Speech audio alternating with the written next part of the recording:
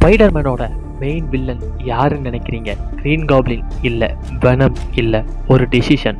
அந்த டிசிஷன் என்ன பண்ணிச்சு தெரியுமா? பீட்டர் பார்க்கரோட மொத்த லைஃபையும் டிஸ்ட்ராய் பண்ணிடுச்சு. கைஸ், பிராண்ட் நியூ டேக்கு முன்னாடி என்ன நடந்துச்சு தெரியுமா? ஒரு நாள் ஸ்பைடர்மேனோட சீக்ரெட் ஐடென்டிட்டி எல்லாமே மொத்தமாக இந்த உலகத்துக்கு தெரிய வந்துச்சு. அதனால் ஸ்பைடர்மேனோட எனிமீஸ் எல்லாரும் பீட்டர் பார்க்கரோட ஃபேமிலியை டார்கெட் பண்ண ஆரம்பித்தாங்க.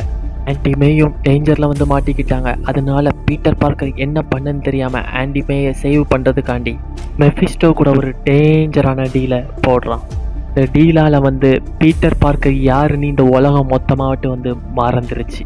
அதுக்கப்புறம் தான் பிராண்ட் நியூ டேன்னு ஒன்று ஸ்டார்ட் ஆகுது. New life, new enemies, new friends. ஆனால் பழைய ஞாபகங்கள் எல்லாமே போச்சு.